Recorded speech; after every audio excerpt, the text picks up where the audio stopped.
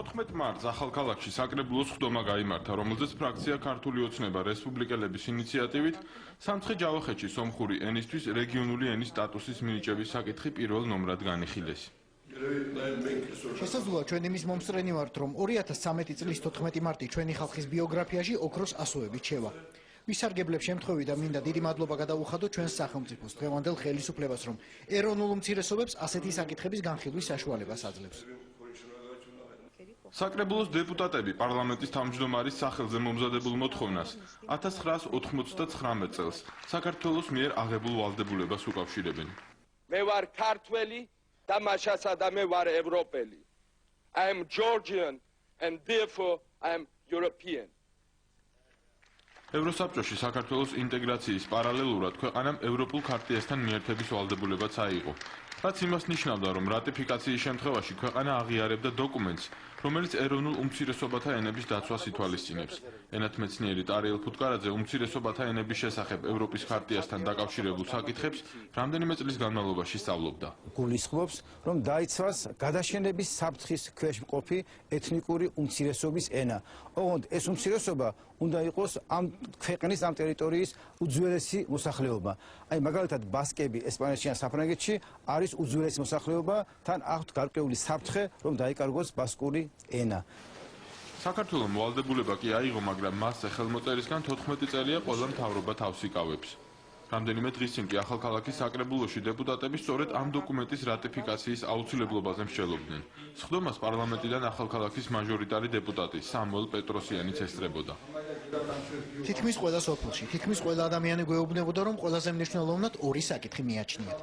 პირველი ეს არის ენის სტატუსი და მეორე გენოციდი. ხალხი ამბობს, თუ თქვენ შეგიძლიათ ამ საკითხებს მიხედოთ, ჩვენ თქვენს გვერდით ვიქნებით და ხმებსაც მოგცემთ. მართალია დეპუტატმა უნდა იზრუნოს სოციალური და ეკონომიკური პრობლემების მოგვარებაზეც, მაგრამ ვფიქრობ, რომ რადგან ხალხის მიერ არჩეული დეპუტატი ვარ, ენისა და გენოციდის საკითხიც უნდა დავაყენო ჩვენი ხელისუფლების წინაშე. სანამ ბიუჯეტის განხილვაზე გადავიდოდნენ ახალქალაქის საკრებულოს ხდომაზე გამოთქმული მოსაზრებების გათვალისწინებით, პარლამენტისთვის წერილის გაგზავნა გადაწყვიტეს, რომელშიც ევროპის უმცირესობათა ენების ქარტიის რატიფიკაციას მოითხოვენ. ყველამ დაუჭირა მხარი, განსხვავებული აზრი არ ყოფილა. ყველა დეპუტატმა დაუჭირა მხარი, იქ ზოგიერთმა თქვა, რომ შეიძლება მიმართვის ტექსტს რამე დაემატოსო, მაგრამ ყველამ ერთხმად მიიღო. მიიღეს გადაწყვეტილება, რომ ამ მიმართვით მიმართონ პარლამენტს. ქართული ოცნების ახალქალაქის აქტივისტი ამბობს, რომ საკრებულოს გადაწყვეტილება კოალიციის საერთო პოზიციას არ ემთხვევა. ჩვენ გარშ მოხდა იქ არც ესწრებოდა ჩვენი ფრაქციის წარმომადგენლები, იქ საკითხი წარუდგინეს ინიციატივა აიღო რესპუბლიკელების ადგილობრივი და იმათ შეუერთდნენ ნაციონალები მოძრაობის საკრებულოს წევრები და ქართული ოცნება არც საქმის გულში იყო, არც განიხილა ეგ საკითხი, იმიტომ ჩვენ ვფიქრობ, რომ ეგ ნაადრევი იყო, ეგ საკითხი ეგრე სწრაფად არ უნდა ეგ შეთანხმება უნდა ყოფილიყო აუცილებლად ჩვენ კოალიციას და ჩვენ პარტიას ხელმძღვანელობასთან.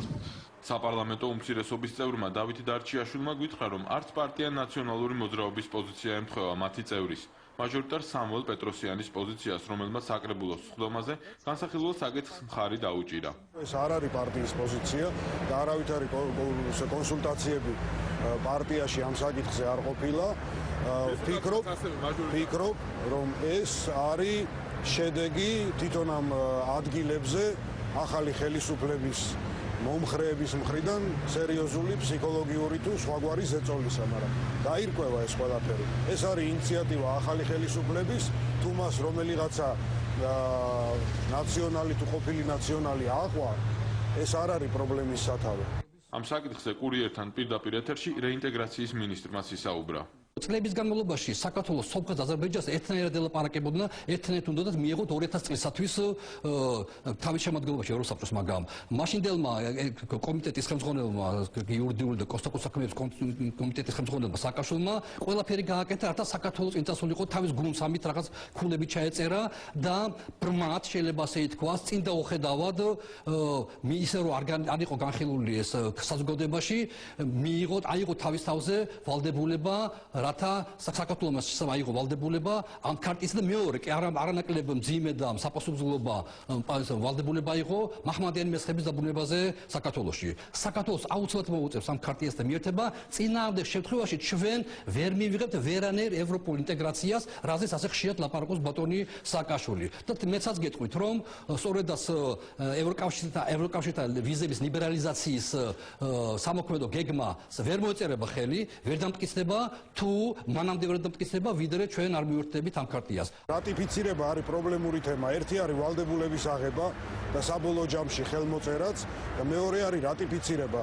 რიგ ევროპულ ქვეყნებს, მათ შორის ევროკავშირის წევრებს, ჯერ არა აქვთ ამის რატიფიცირება დამთავრებული. იმიტომ რომ ძალიან მნიშვნელოვნად არის დამოკიდებული ქვეყანაში არსებულ საერთო პოლიტიკურ და უსაფრთხოებით ფონზე. როდესაც 20% ოკუპირებულია რუსეთში, დღენიადად ისმის საკმაოდ მაღალი ტრიბუნებიდან ლაპარაკი, რომ თბილისის გუბერნია იყო საქართველო და საქართველო შემდგომში კიდევ უნდა დეცენტრალიზაციისკენ ბრჭყალებში წავიდეს და რეალურად დაქუცმაცებას გულისხმობენ, იმ ფონზე არის ყველა ასეთი ინიციატივა განსახილველი. გვინდა ეს ჩვენ თუ არ გვინდა. რაღაცა კომისია უნდა არსებობდეს, იქნება საზოგადოების წარმომადგენლებიც იქნება, უნდა აიწუროს ყველა რისკები, ყველა საფრთხეები, ყველა პლუსები, ყველა მინუსები და შესაბამისად უნდა მოხდეს ამ ჩარჩო კონვენციის მიღება, რატიფიცირება, წინამდე შეთქვა ჩვენ წინ ვერ წავალთ. ახალქალაქის საკრებულოს მიერ პარლამენტისთვის გაგზავნილი წერილი ოფიციალურად ჯერ არ გამოქვეყნებულა.